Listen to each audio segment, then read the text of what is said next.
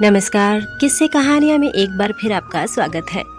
अकबर और बीरबल की कहानियों की श्रृंखला में आज की कहानी है बीरबल ने चोर को पकड़ा। एक बार एक व्यापारी अपने किसी काम से कुछ दिनों के लिए प्रदेश से दूर गया हुआ था। जब वह अपना काम खत्म करके घर पहुंचा तो देखता है कि उसकी पूरी तिजोरी खाली है। उसकी मेहनत की सारी कमाई चोरी हो चुकी है। व्यापारी घबरा गया और उसने अपने घर के सारे नौकरों को बुलाया। व्यापारी के घर में कुल 5 नौकर थे। व्यापारी की एक आवाज पर सारे नौकर उसके सामने आकर खड़े हो गए। व्यापारी ने उनसे पूछा, तुम लोगों के होते हुए घर में इतनी बड़ी चोरी कैसे हो गई? जब चोर आकर मेरी पूरी तिजोरी साफ कर गया, उस समय कहाँ थे सबके सब? एक नौकर ने जवाब दिया, हमें नहीं पता ये चोरी कब हुई मालिक, हम तो सो रहे थे। उसकी यह बात सुनकर व्यापारी गुस्से से आग बबूला हो उठा और बोला, मुझे तो लगता है कि तुम 5 में से किसी एक ने ही चोरी की है। तुम्हारा हिसाब अब बादशाह अकबर ही करेंगे। यह कहता हुआ वो महल की ओर चल पड़ा। बादशाह अकबर अपने दरबार में बैठकर जनता की समस्याएं सुन रहे थे कि तभी व्यापारी वहां पहुंच गया। व्यापारी ने कहा, न्याय हुजूर, न्याय, मेरी समस्या को दूर करें। बादशाह ने पूछा, क्या हुआ? कौन हो तुम और क्या है तुम्हारी समस्या?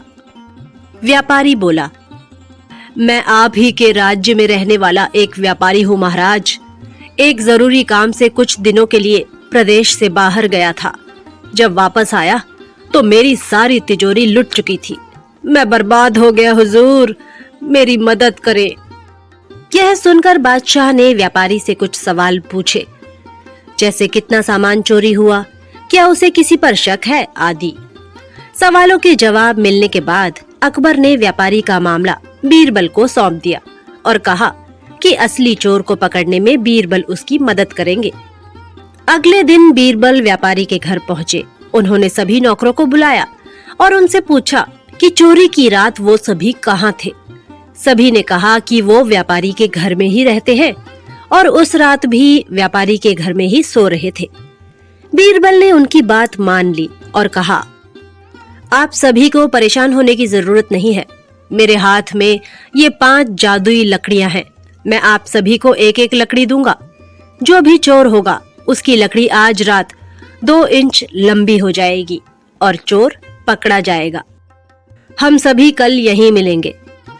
यह कहकर बीरबल ने सबके हाथ में एक एक लकड़ी पकड़ाई और वहां से चले गए।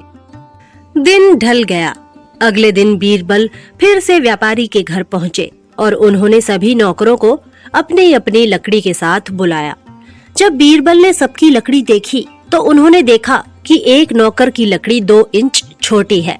बस फिर क्या था? बीरबल ने तुरंत सिपाहियों को उस नौकर को पकड़ने का आदेश दिया। व्यापारी इस पूरी घटना को समझ नहीं पाया और असमंजस से बीरबल की तरफ देखने लगा। बीरबल ने व्यापारी को समझाया कि कोई लकड़ी जादुई नहीं थी, लेकिन चोर को इस बात का डर था कि उसकी लकड़ी 2 इंच बड़ी हो जाएगी और इस डर से उसने अपनी लकड़ी को 2 इंच काट दिया और वह पकड़ा गया। व्यापारी बीरबल की चतुराई से बहुत प्रभावित हुआ और उसका धन्यवाद किया।